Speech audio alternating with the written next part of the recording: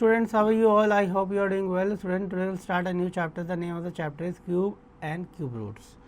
तो इसके अंदर सबसे पहले हम वार्म अप एक्टिविटी स्टार्ट करते हैं बच्चों. Cubes and cube roots are useful in finding volumes and side of a cube. That side of a cube is 12 centimeter and its volume is 12 cube or 1728 centimeter cube. It means we will multiply 12 into 12 into 12. So we'll get 1728 the cube value. Similarly, if the volume is given, then we can find its side.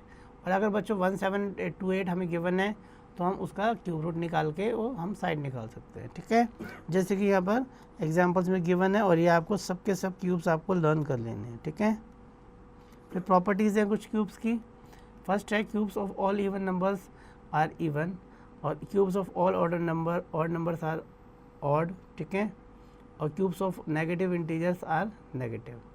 बस आपको ये याद रखना है. Next है आपका difference of cubes of two consecutive numbers. ठीक है, उसके बाद हम आगे चलते हैं बच्चों. ये प्राइम फैक्टराइजेशन से करना है. फर्स्ट क्वेश्चन पे हमें इसको सम ऑफ ऑड नंबर्स में लिखना है. 6 की पावर 3 जो है express each of the following numbers as the sum of odd numbers. तो 6 का जो क्यूब है उसको हम सम ऑफ ओड नंबर्स लिख सकते हैं. ओड का मतलब जैसे कि 1 हो गया. ठीक है, 1 के अलावा आपका 3 हो गया. ठीक है ना, 5 हो गया. तो उसकी फॉर्म में हमें लिखना है. ठीक है, जैसे कि यहाँ पर हमें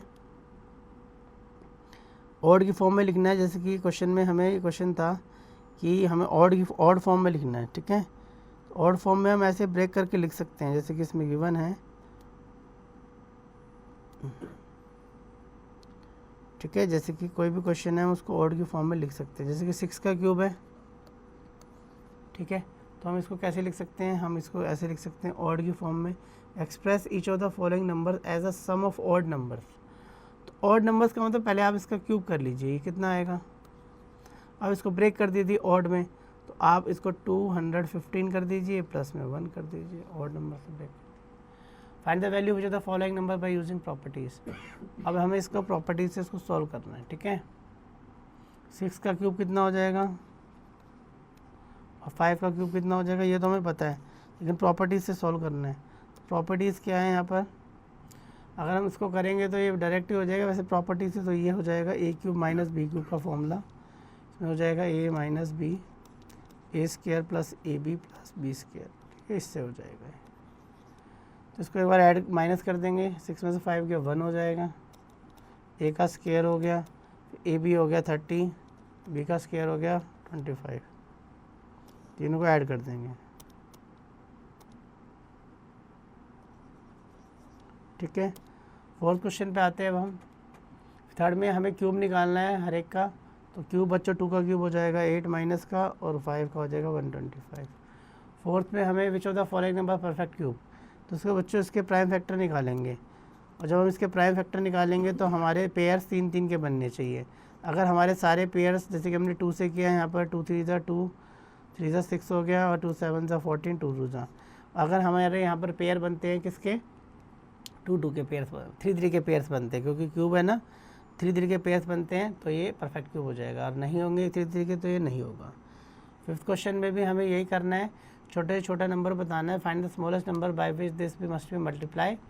अब बच्चों फिफ्थ क्वेश्चन में आप हमें क्वेश्चन दे रखा है 4 6 3 0 5.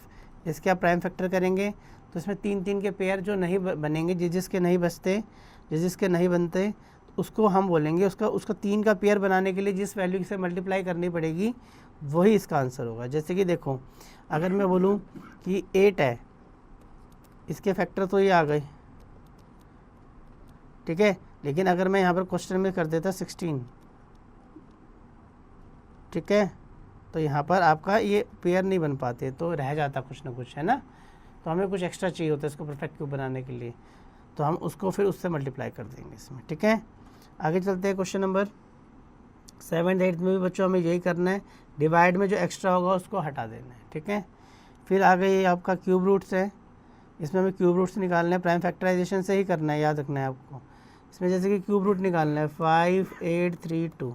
तो 2 से करेंगे पहले. 2 से आ जाएगा 2 2 ज़ा 4 2 9 ज़ा 2 1 ज़ा 2 6 ज़ा 2 1 ज़ा 2 3 ज़ा 2 4 ज़ा 8. ठीक है, और आपका 2 5 ज़ा 10 2 8 ज़ा 16, 2 से कर देंगे 2 7 ज़ा 2 ज़ा 2 9 ज़ा, इसको 3 से कर देंगे 3 2 ज़ा 6, 3 4 ज़ा 3 3 ज़ा 3 8 ज़ा 3 1 ज़ा 3 2 ज़ा 6, ठीक है, 7 3 9 ज़ा 3 3 ज़ा 3 1 ज़ा। अब देखो यहाँ 3 का पेयर, इसका भी 3 का, इसका, तो क्या आंसर आ गया 2 इंटू 3 इंटू 3 18 आंसर आ गया, इसका क्यूब रूट हो गया 18। ऐसे आपको निकालना है, ठीक है। उसके बाद बच्चों सेकंड में भी आपको सब में क्यूब रूट निकालना है, फिर मल्टीप्लाई कर देनी है। इसमें भी आपको क्यूब रूट निकालना है, नेगेटिव है तो नेगेटिव में आंसर आएगा, ठीक है। फाइंड द क्यूब रूट निकालना है इसका, तो सब में आपको यहाँ पर क्यूब रूट निकालना है, इसमें भी आपको प्रूफ करना है ये दोनों इक्वल है। और ये मिसलेनियस आपको अच्छे से कर लेनी है स्टूडेंट्स, और ये एक्स्ट्रा क्वेश्चन से आपको अच्छे से प्रैक्टिस कर लेने हैं, ये एक्टिविटी आपको परफॉर्म कर लेनी है। So in this way student we have completed our chapter, but still you have to do each and every question for yourself for practice.